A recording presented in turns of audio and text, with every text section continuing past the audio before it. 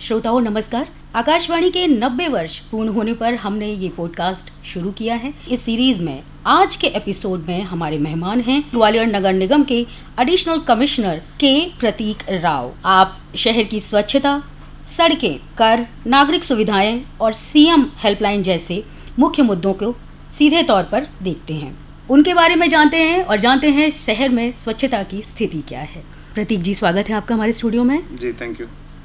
जैसा कि हम देख रहे हैं, बहुत समय नहीं हुआ आपको पढ़ाई छोड़े हुए, तो थोड़ा सा हमारे श्रोताओं को बताइए अपने बारे में, स्कूलिंग के बारे में, बैकग्राउंड के बारे में। जी, मेरी स्कूलिंग मध्य प्रदेश में ओवरऑल अक्रॉस द स्टेट हुई है, अलग अलग शहरों में। मेरे पिताजी भी गवर्नमेंट सर्विस में थे, तो उस कारण से हमारे ट्रांसफरेबल जॉब था उनका।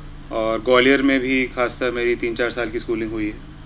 उसके बाद मैं इंजीनियरिंग करने गया था कर्नाटका में, जो नेशनल इंस्टीट्यूट ऑफ टेक्नोलॉजी है सूरतकल में जी। और उसके बाद फिर मैंने MBA किया था IIM कलकत्ता से। 1 साल फिर मैंने उसके बाद नौकरी करी।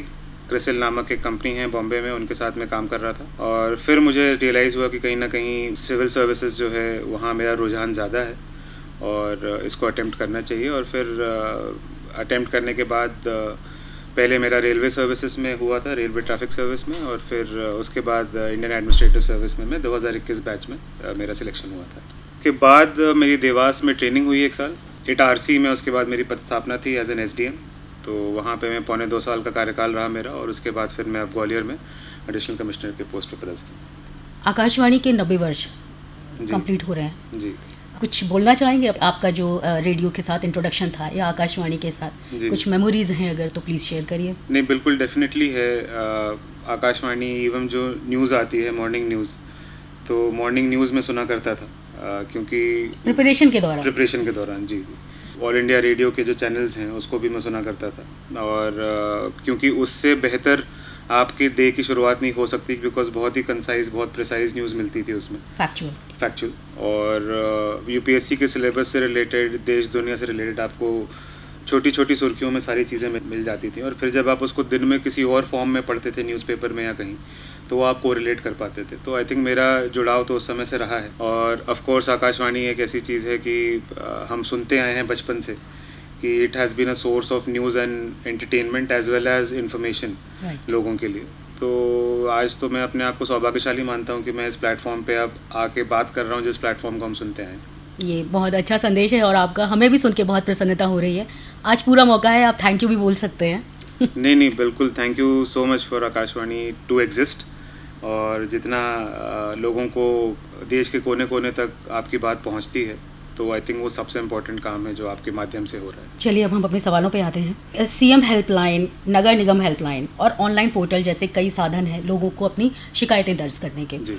तो एक आम नागरिक को सबसे पहले कौन सा जरिया इस्तेमाल करना चाहिए? देखिए, अगर आम शिकायत है जो नगर निगम से रिलेटेड है, तो मेरे हिसाब से CM हेल्पलाइन बहुत ही एक अच्छा माध्यम है, क्योंकि उसकी सतत मॉनिटरिंग रहती है। कम से कम मिनिमम 1 हफ्ते में 2 बार उसकी मॉनिटरिंग करी जाती है कमिश्नर साहब द्वारा, और फिर बाकी एडिशनल कमिश्नर्स और HODs भी उसकी मॉनिटरिंग करते हैं। इसके अलावा यदि स्वच्छता से रिलेटेड कोई कंप्लेंट है, तो स्वच्छ ग्वालियर ऐप है जो पिछले साल लॉन्च हुआ था, और इस साल हमने उसको कुछ और फंक्शनैलिटीज़ ऐड करके वापस से उसको रीलॉन्च किया है। तो आई थिंक स्वच्छ ग्वालियर ऐप का इस्तेमाल कर सकते हैं। उसमें 21 कैटेगरीज़ हैं कचरे से रिलेटेड। फॉर एग्जांपल कि आपकी कचरा गाड़ी टाइम पर नहीं आई, कचरे में कोई आग लगा रहा है, कहीं कचरे के ढेर बने हुए हैं, तो आप सीधा एक सिंपल सा फ़ोटो खींच के उस ऐप पे डाल सकते हैं। और उसमें हमने 2 दिन का 48 आवर्स का ड्यूरेशन रखा है, जिसमें हम टारगेट करते हैं कि हम आपको सोल्यूशन रिजॉल्व करेंगे। काफ़ी लोगों का ये कहना है, जैसा कि फीडबैक है, वो ये है कि कॉल करो तो जवाब नहीं आता। ऐसी स्थिति हो तो शिकायत करने के बाद जो अगला कदम है वो कैसे आप उसको फॉलो अप कर सकते हैं? देखिए, इसमें तो जो मैंने आपको ऐप का माध्यम बताया वो ईजी इसलिए है बिकॉज जैसे आपने उसमें फ़ोटो डाली, तो जैसे ही रिजॉल्व होता है उसमें मैंडेटरी है कि उस लोकेशन जहाँ की शिकायत आई है उसी लैटिट्यूड लॉन्गिट्यूड का हम फ़ोटो वापस डालें। तो जो संबंधित है, मान लीजिए सामने कचरा है और आपने फ़ोटो खींच के डाली, तो मैंडेटरी है कि वो शिकायत उसी वक्त बंद होगी जब उसमें एक क्लीन जगह का फ़ोटो उसी लोकेशन का डलेगा। तो नागरिक को उससे बहुत क्लैरिटी रहेगी कि ये चीज़ हुई कि नहीं हुई। और जहाँ तक CM हेल्पलाइन का मैटर है, तो बहुत बार ये होता है कि नागरिक हमसे जन सुनवाई में आकर भी मिलते हैं, डायरेक्ट आकर भी मिलते हैं कि हमने CM हेल्पलाइन पर शिकायत करी है, अभी तक रिजॉल्व नहीं हुई है। तो वो भी एक माध्यम है कि हमको एक फीडबैक मिलता रहता है कि कुछ एरियाज़ हैं जहाँ पे शायद उतने प्रोएक्टिवली शिकायतों पे ध्यान नहीं दिया जा रहा है, तो फिर उस अधिकारी कर्मचारी को बुला के हम समझाइश देते हैं कि आप इसको टॉप प्रायोरिटी पे रखें और सीएम हेल्पलाइन जो है, नागरिकों की शिकायत जो है उसका जो निवारण है वो पहले होना चाहिए। बिफोर और आफ्टर का ये फीचर है, ये आपने अभी ऐड किया है इस पे? ये अभी ऐड हुआ है जी, जब रीलॉन्च किया गया। जी जी। स्वच्छता सर्वेक्षण के बारे में बताएं, नगर निगम क्या खास तैयारियां करता है इसके लिए? जैसे डोर टू डोर कचरा कलेक्शन आपका ये तो ऑलरेडी है, आप ओपन डिफिकेशन पे भी काम करते हैं, सिटीजन सपोर्ट है, कोऑपरेशन है, क्या मुद्दे आप एक्चुअली टारगेट करते हैं? देखिए, स्वच्छता सर्वेक्षण एक ओवरऑल सर्वे है कि आपने साल भर में स्वच्छता में क्या काम किया है, और उसका एक स्नैपशॉट में वो सर्वे करते हैं करीब 8 से 10 दिन 15 दिन में, कि आपकी कितनी तैयारियां हैं, पिछले साल से अब तक आपने क्या इम्प्रूवमेंट्स किए हैं। उनके जो मुख्य बिंदु रहते हैं बेसिकली दृश्य स्वच्छता पे रहते हैं कि विजिबल क्लीनलीनेस कितनी है, शहर में कहीं गार्बेज पॉइंट्स नहीं दिखने चाहिए, हर वार्ड की एक प्रोफाइल होती है, उस प्रोफाइल में 8-10 बिंदु रहते हैं, कुछ रेजिडेंशियल एरियाज़, कुछ कमर्शियल एरियाज़, कुछ कम्युनिटी टॉयलेट्स रहते हैं, कुछ पुराने गार्बेज पॉइंट्स रहते हैं जिनको हमने क्लियर करके ट्रांसफॉर्म किया है। तो ये सारी वार्ड प्रोफाइल को एक एक बिंदु को जाके वो टीम चेक करती है, और एंड में जो है हमारा जो सॉलिड वेस्ट मैनेजमेंट की प्रोसेसिंग है, जो लेगेसी वेस्ट हमारा है, जो केदारपुर पे एक हमारा प्रोसेसिंग प्लांट बना हुआ है, उसको जाके चेक करते हैं कि वहाँ की प्रोसेसिंग जो हम रिपोर्टिंग करते हैं तो अकॉर्डिंग टू रिपोर्टिंग कितनी सही है और कितने प्रॉपरली हम प्रोसेसिंग कर पा रहे हैं कचरे का। आखिरी बिंदु है सिटीज़न फीडबैक, जिसके 10% मार्क्स हैं। सिटीज़न फीडबैक में बेसिकली पहले तो ऑनलाइन फीडबैक भराया जाता है, जो अभी चल रहा है, करीबन 60,000 लोगों ने फीडबैक भर दिया है ग्वालियर में, और फिर एक उसका सिटीज़न वैलिडेशन होता है कि जब टीम अब ग्राउंड पे आएगी तो जिन सिटीज़न ने फीडबैक भरा है उनका फ़ोन नंबर उनके पास रहता है, उनको कॉल करके पूछा जाता है कि एक्चुअल में आपने जो फीडबैक भरा है वो सही है कि नहीं है, और फीडबैक में कुछ क्वेश्चंस हैं कि आपके आसपास क्लीनलीनेस है, गाड़ी टाइम पे आती है कि नहीं आती है। तो ये सारे पैरामीटर्स होते हैं जिस पे फाइनली फिर रैंकिंग बनती है, और हमारी पिछले साल 14वीं रैंक थी, इस बार हम कोशिश कर रहे हैं कि टॉप 10 में हमारा शहर आए। बहुत अच्छा होगा यदि हम टॉप 5 में ब्रेक इन कर पाएँ तो। हमारी शुभकामनाएं हैं आपके साथ में। लेकिन हमें ये भी सुनने को मिला है कि जब स्वच्छता सर्वेक्षण होता है तब तो सब कुछ ठीक दिखा दिया जाता है, और बाद में वही समस्याएं वापस एग्रीवेट हो जाती हैं। आप भी एग्री करते हैं क्या? मैं पूर्णतः एग्री नहीं करूंगा इसमें। जनरली एक परसेप्शन रहता है कि स्वच्छ सर्वेक्षण में शहर को चमका दिया जाता है और उसके बाद फिर लोग ध्यान नहीं देते हैं, पर हमारी टीम जो है पिछले 6-7 महीने से इसी चीज़ पे काम कर रही है कि जो हम काम करते हैं वही दिखे eight the end of the day. तो यदि हम रेगुलर क्लीनलीनेस रखते हैं तो फिर हमको स्वच्छ सर्वेक्षण में अलग से बहुत ज़्यादा मेहनत करने की ज़रूरत नहीं होगी। हम अगर आदतन अपने एरियाज़ को, वार्ड्स को क्लीन रखते हैं, जो हमारी पेंटिंग्स हैं, वॉल पेंटिंग्स हैं, उन चीज़ों को क्लीन रखते हैं, साफ़ सुथरा रखते हैं, तो हमें दिक्कत नहीं आनी चाहिए। ये ज़रूर है कि जब टीम आ रही होती है तो हर बार हम कुछ ब्यूटिफिकेशन करते हैं, एस्थेटिक इम्प्रूवमेंट्स करते हैं, जैसे कि वॉल पेंटिंग्स होती हैं, बहुत जगह पे पुराना लेखन होता है कि आप पे दंड लगेगा, जो जुर्माना लगेगा, खुले में ना थूकें, रेड स्पॉट्स ना बनाएं। तो वो ब्यूटिफिकेशन वाला काम जो है वो सर्वेक्षण के पहले हम ज़रूर करते हैं, और बहुत जगह हम होर्डिंग्स लगवाते हैं अवेयरनेस बढ़ाने के लिए। तो ये ब्यूटिफिकेशन वाले एस्पेक्ट को देख के मुझे लगता है कि लोगों को शायद ये फीलिंग आती होगी कि जब टीम आती है तब आप थोड़ा ज़्यादा एक्टिव रहते हैं, पर वो ज़्यादा एक्टिव वाली बात नहीं है। मैं ऐसा कहूँगा कि यदि हम घर में रोज़ साफ रखते हैं अपने घर को, और किसी दिन आपके घर में शादी है तो शादी वाले दिन थोड़ा सा ज़्यादा ग्लैमर रहता है, तो वो वैसा ही सिस्टम है कि हम थोड़ा सा अपने शहर को और अच्छा दिखाने के लिए उसको ब्यूटिफाई करते हैं।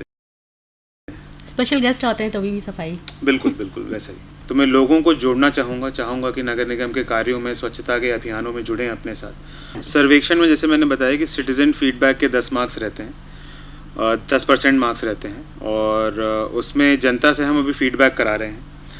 हमने नगर निगम के सारे प्लेटफॉर्म्स पे, सोशल हैंडल्स पे जो हैं QR कोड शेयर कर दिए हैं, जिसको स्कैन करके आप फीडबैक भर सकते हैं।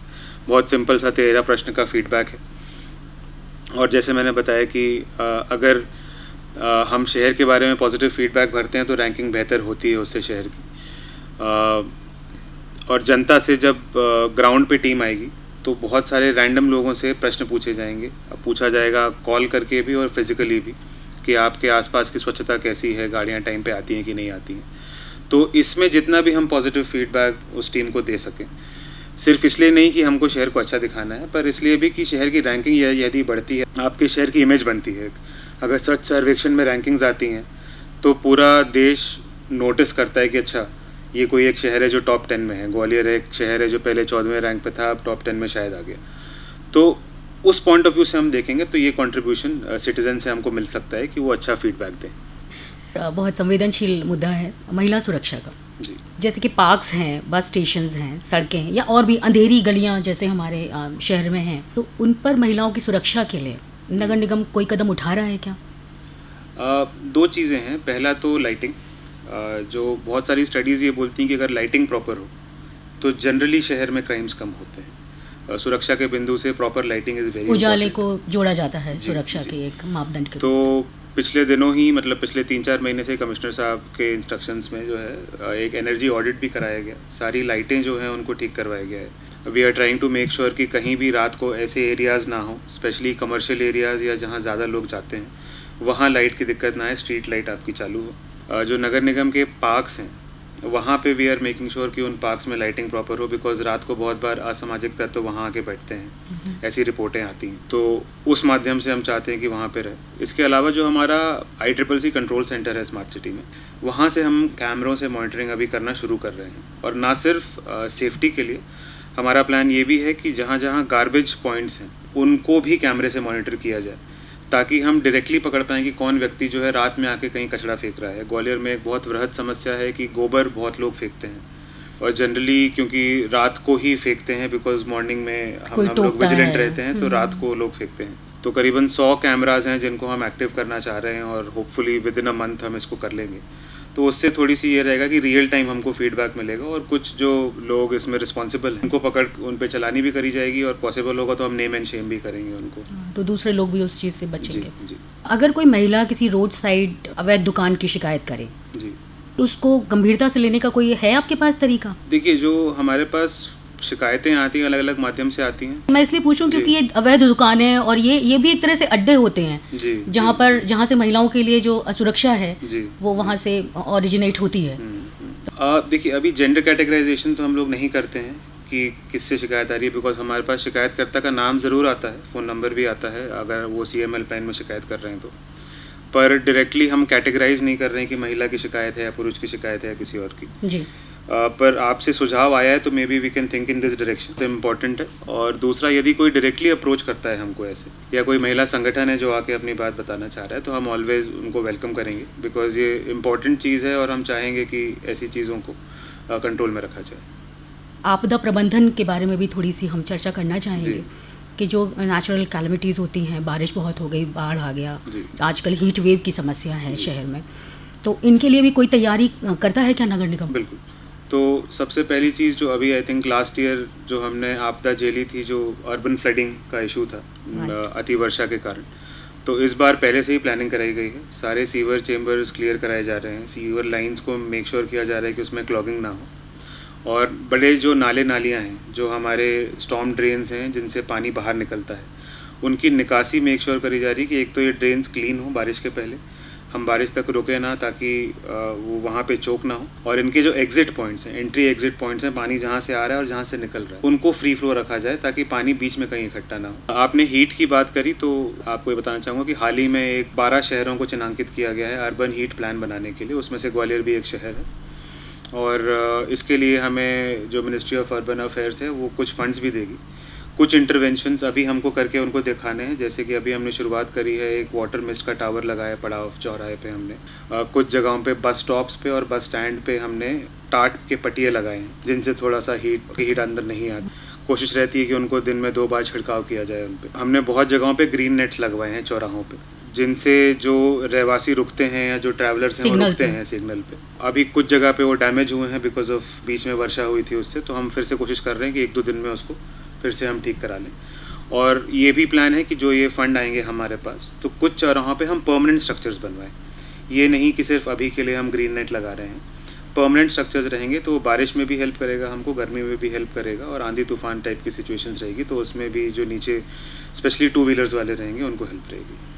प्रतीक जी, एक बहुत सामान्य सा सवाल मैं पूछना चाहती हूँ, हमारे नगरवासी हैं उनकी तरफ से, कि अगर लोगों को लगे कि कहीं क्लॉगिंग है नाली में, कोई ड्रेनेज है या पानी भर गया है, कहाँ सबसे पहले वो फ़ोन करें? नगर निगम हेल्पलाइन पे, CM हेल्पलाइन पे, या किसी अधिकारी को अप्रोच करें? मेरा सुझाव ये रहेगा कि अगर आप वार्ड में अपने जोनल ऑफिसर को जानते हैं या वार्ड का जो दरोगा है उसको जानते हैं तो सबसे पहले उसको अप्रोच करें। हमारी कोशिश ये है कि सारी जगह हम उनके नंबर्स लिखवा दे रहे हैं, अभी बहुत वार्डों में हुआ भी है। यदि उनसे आपका संपर्क नहीं हो पा रहा है तो जो हमारा ऐप है उसका इस्तेमाल करें, बिकॉज इमीडिएट विजिबिलिटी रहती है, हम लोग रोज़ उसको चेक करते हैं। स्वच्छ ग्वालियर ऐप, स्वच्छ ग्वालियर ऐप, क्योंकि सीएम हेल्पलाइन थोड़ा सा डिलेड रिस्पांस उसमें शायद आएगा, क्योंकि जब सीएम हेल्पलाइन पे आती है नीचे वाले कर्मचारी ने देखा 1-2 दिन में रिव्यू हुआ, तो मेरा तो ये रहेगा कि जो ग्राउंड पर्सनल हैं उनको पहले अप्रोच करें। और यदि नहीं है तो जैसे बहुत सारे जो जनप्रतिनिधि हैं, पार्षद भी एक्टिव रहते हैं, पार्षद जी, तो उनसे भी आप डायरेक्टली अप्रोच कर सकते हैं। तो वो जनरली नीचे कर्मचारियों को जानते हैं, जो जेडओ रहते हैं, वार्ड ऑफिसर्स रहते हैं, पीएचई विभाग के जो उपयंत्री रहते हैं फील्ड में, उनकी जानकारी उनको रहती है। तो fastest way to reach is ground personnel, और अगर उनसे रीच नहीं हो पा रहा है तो फिर आप ऐप के माध्यम से रीच करें। और हम शायद एक कंट्रोल रूम भी एस्टैब्लिश करेंगे, तो उसका नंबर शेयर कर दिया जाएगा। तो आई थिंक जब वो हो जाएगा तो फिर कंट्रोल रूम को डायरेक्टली कॉल भी कर सकते हैं। पार्षदों के आपने बताया कि एक्टिव रहते हैं, तो कुछ समय पहले पब्लिक डोमेन में एक वीडियो आई थी जो नगर निगम के किसी मीटिंग की ही थी। आमतौर पर मतभेद बहुत सामान्य बात है, किसी भी ऑर्गेनाइजेशन में कोई मीटिंग चल रही है तो मतभेद बहुत सामान्य बात है, लेकिन शारीरिक रूप से जोर आजमाइश पर उतारू थे वो नगर निगम आयुक्त की मौजूदगी में जो पार्षद हैं। क्या माना जाए, आम जनता क्या समझे कि नगर निगम में कोई ऐसे मतभेद हैं जो बातचीत से सुधरने की अब गुंजाइश नहीं है? मुझे लगता है कि कोई भी ऐसा मतभेद, प्रशासनिक मतभेद नहीं होता है जिसको बात करके सुलझाया नहीं जा सकता। कभी कभी in the heat of the moment आवेश में लोग आके कुछ कृत्य कर जाते हैं, पर उसको आई थिंक हमको एज एन एक्सेप्शन देखना चाहिए रादर दैन अ नॉर्म। वो नॉर्मेलिटी नहीं है। जनरली कोऑर्डिनेशन से ही काम किया जाता है। कोऑर्डिनेशन में ये होता है कि जनता के प्रतिनिधियों को रोज़ जनता की सुननी पड़ती है। हम शायद उतना इंटरेक्ट नहीं करते हैं आम जनता से जितना एक पार्षदगण करते हैं। तो हो सकता है कि उनके पास शिकायतें डेली बेसिस पर आती हों जो हमारे पास शायद वीकली बेसिस पर आती हों। और मेरा ये मानना है कि दोनों का ऑब्जेक्टिव जो है वो जनता की सेवा ही है eight the end of the day. तो आपसी मतभेद प्रोफेशनल हो तो कोई दिक्कत नहीं है, अगर उसको प्रोफेशनली सॉल्व किया जा सके, अगर कुछ चीज़ रूल्स के अंदर करी जा सकती है तो बिल्कुल हमको आगे आके करना चाहिए, और जब नहीं करी जा सकती तो हमको बता भी देना चाहिए। पर at the end of the day goal ये होना चाहिए कि जो सॉर्ट आउट होके जो रिजल्ट निकलना है वो जनता के फेवर में हो। तो आई थिंक अगर दोनों लोग वो मानसिकता रखते हैं, और जनरली रखते भी हैं, जो मेरा एक्सपीरियंस रहा है पिछले 5-6 महीने में, तो पॉजिटिव रिजल्ट्स ही आते हैं। कुछ जगहों पे वाद विवाद या मतभेद रहते हैं, but I think that's a part of the process.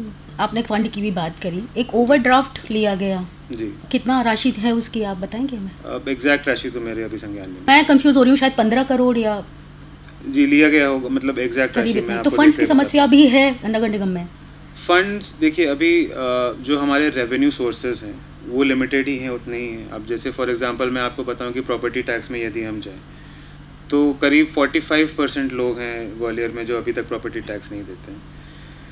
करीब 8 से 10% लोग हैं जिन्होंने शायद एक भी बार आज तक प्रॉपर्टी टैक्स नहीं दिया। तो जब ऐसी सिचुएशंस रहती हैं तो जो हमारे रेवेन्यू सोर्सेस हैं वो इफ़ेक्ट होते हैं। ओवर द ईयर जो हैं गवर्नमेंट ग्रांट्स जो हैं उनको भी रैशनलाइज किया जाता है, बिकॉज आत्मनिर्भर निकाय बनाने की बात हो रही है। तो the ULB urban local body जो है उसको अपने सोर्सेज ढूंढने, basic sources property tax, water tax, हम कुछ नए कंस्ट्रक्शंस करके अगर उनको बेच रहे हैं तो वो होते हैं, कुछ प्रोजेक्ट्स ले रहे हैं तो वो होते हैं। तो फ्यूचर में प्लानिंग ये है कि अब जो आगे आने वाले प्रोजेक्ट्स हैं अगले 4 से 5 साल में, so we are seeing a good revenue stream कि वहाँ से आएंगे। अभी बीच में क्योंकि ये ट्रांजिशन पीरियड है, अल्टीमेटली सेल्फ फुलफिल्ड अगर निकाय बनना है, आत्मनिर्भर बनना है, तो उसके लिए बीच में एक ट्रांजिशन पीरियड रहेगा। तो आई थिंक हम उस ट्रांजिशन से गुजर रहे हैं, तो इसलिए थोड़ा बहुत फंड्स की दिक्कत रहती है, but eventually I think we will do better. कार्य होते रहेंगे? कार्य तो बिल्कुल होते रहेंगे, फंड्स की कमी से काम नहीं रुकेगा। बिल्कुल नहीं, फंड्स की कमी से काम नहीं रुकेगा। और इसके लिए आई थिंक प्रशासन और स्टेट लेवल पे भी लोग अवेयर हैं कि अगर कुछ क्रिटिकल वर्क्स हैं तो उसके लिए फंड ज़रूर वहाँ से रिलीज़ भी किए जा रहे हैं। और लगातार अलग अलग योजनाओं में, जैसे अब द्वारका नगरी योजना आई है तो उसमें रोड्स के लिए फंड्स आ रहे हैं। आप नगर निगम के लिए काम करते हैं और एक बहुत महत्वपूर्ण ओहदे पर हैं, और सफाई करने वाले के साथ ये बड़ी समस्या होती है कि अस्वच्छता से उसको बहुत डील करना पड़ता है, हर तरह की, हर पक्ष की। क्या अनवाइंडिंग प्रोसेस क्या होता है जब आप बैक टू होम? मुझे ये लगता है कि हर व्यक्ति को 1 घंटा अपने दिन में निकालना चाहिए, जो आपका मी टाइम हम बोलते हैं। मेरे लिए वो कोई भी स्पोर्ट या जिम जाना होता है, तो उस 1 घंटे में कुछ और नहीं सोचता हूँ।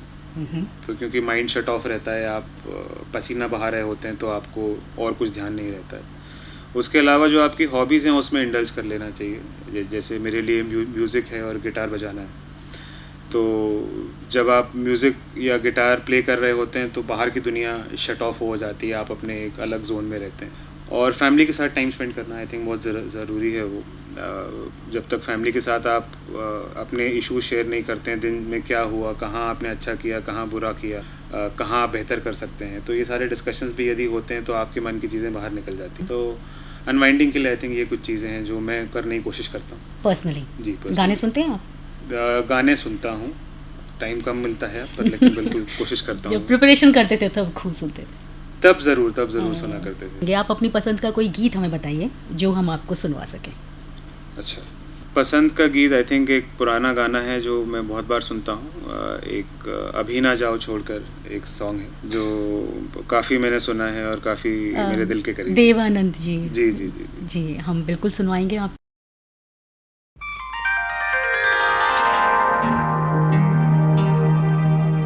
अभी न जाओ छोड़ कर कि दिल अभी भरा नहीं, अभी ना जाओ छोड़ कर कि दिल अभी भरा नहीं।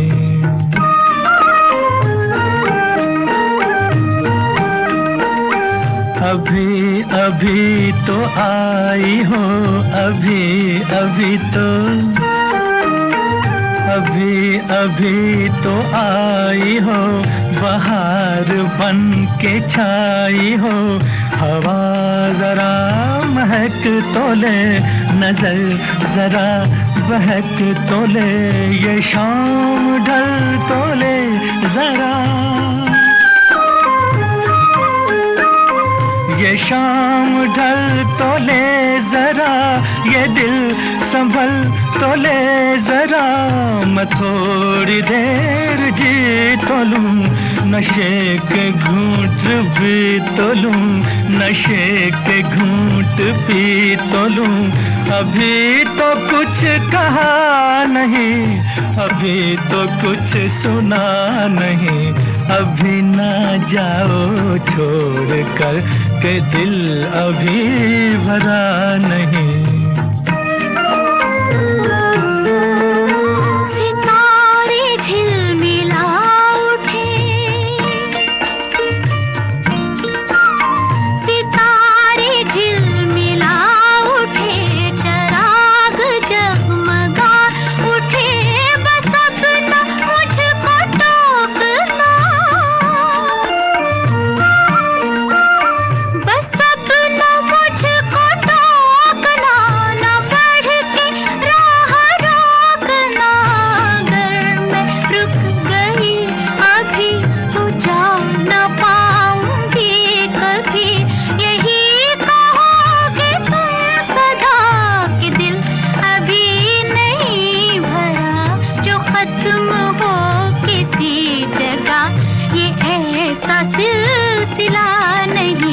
अभी नहीं, अभी नहीं, नहीं नहीं नहीं नहीं, अभी ना जाओ छोड़ कर के दिल अभी भरा नहीं।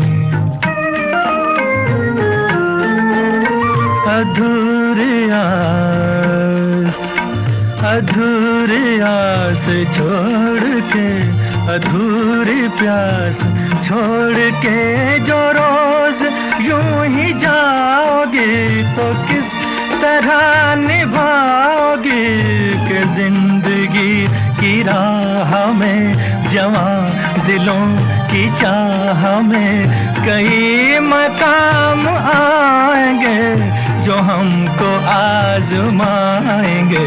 बुरा न मानो बात का, ये प्यार है गिला नहीं। हाँ, यही कहोगे तुम सदा कि दिल अभी भरा नहीं। हाँ, दिल अभी भरा नहीं, नहीं नहीं नहीं नहीं।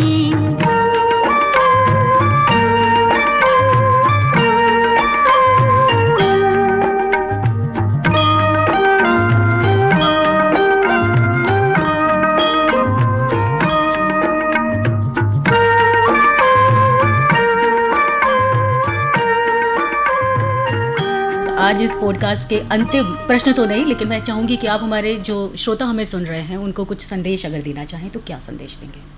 मैं संदेश 2 पार्ट में दूंगा। पहली तो अप्रोचेबिलिटी पे, कि नगर निगम और प्रशासन जो है वो हमेशा आपके लिए सर्विस करने के लिए आतुर है, और कभी भी हम ये नहीं चाहेंगे कि किसी को ये लगे कि अप्रोचेबिलिटी नहीं है, हम किसी अधिकारी से मिल नहीं सकते, चाहे वो कमिश्नर साहब हों, चाहे हम हों, चाहे हमारे आसपास के या नीचे के कितने भी अधिकारी हों, उन सब से अप्रोचेबिलिटी बहुत ओपन है। और आज के डेट पे मैं बोल सकता हूँ कि जितने भी लोग हमसे दिन में मिलने को आते हैं, हम मिलते हैं उनसे, तो अपने सुझाव ज़रूर आकर या अपनी परेशानियाँ ज़रूर आकर हमको डायरेक्टली बताएं अगर आपका CM हेल्पलाइन या बाकी जो ग्रीवेंस रिड्रेसल के मेथड्स हैं उनसे आपका सॉर्ट आउट नहीं हो पा रहा है तो। और दूसरा मैसेज ये रहेगा कि मैं बहुत बार सुनता हूँ ग्वालियर में, और आई डोंट नो इस प्लेटफॉर्म पे बोलना सही है कि नहीं है, प्लीज़।